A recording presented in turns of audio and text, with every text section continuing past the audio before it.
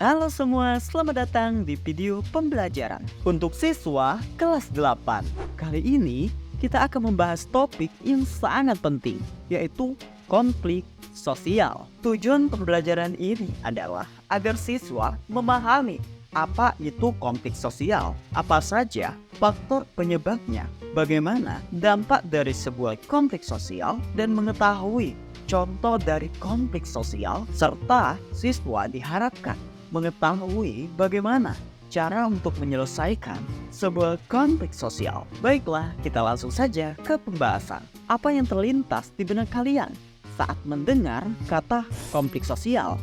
Apakah itu perselisihan antar dua orang, tawuran antar pelajar, atau bahkan perang antar bangsa?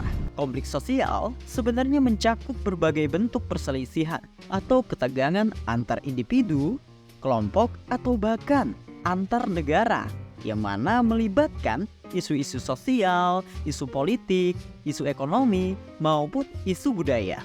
Konflik sosial dapat terjadi di tingkat individu, kelompok kecil, maupun skala yang jauh lebih besar. Mari kita bayangkan situasi yang sangat sulit. Misalnya, kita berada di Ukraina dan sedang berjuang untuk mempertahankan hidup dari invasi yang dilakukan oleh negara Rusia.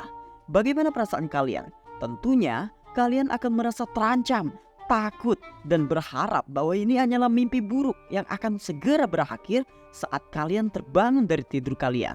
Situasi seperti ini adalah contoh dari konflik sosial yang melibatkan negara-negara atau kelompok-kelompok yang memiliki perbedaan kepentingan maupun pandangan yang bertentangan.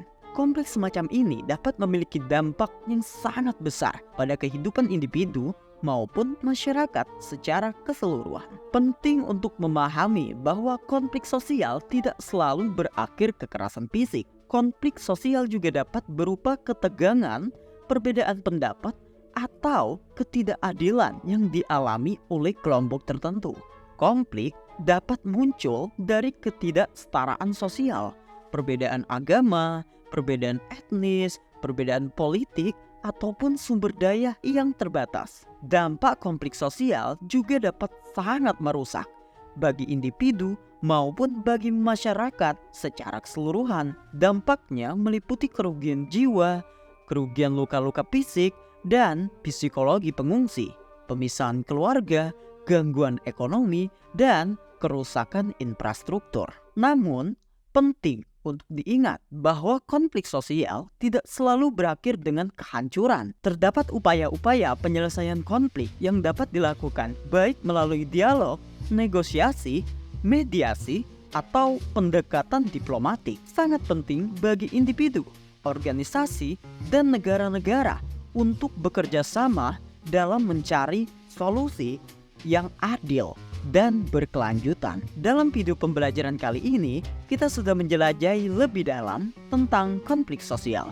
Kita sudah membahas mulai dari apa itu konflik sosial, penyebab konflik sosial, dampak dari konflik sosial bagi individu maupun masyarakat, serta upaya penyelesaiannya. Tujuan kita adalah untuk memahami konflik sosial secara lebih mendalam, agar kita dapat berperan dalam mendorong perdamaian dan keadilan di lingkungan sekitar kita. Jadi, mari kita lanjutkan perjalanan kita dalam memahami konflik sosial. Teruslah belajar dan berkontribusi untuk menciptakan dunia yang jauh lebih harmonis. Sebelum kita akhiri, ada pertanyaan untuk kamu.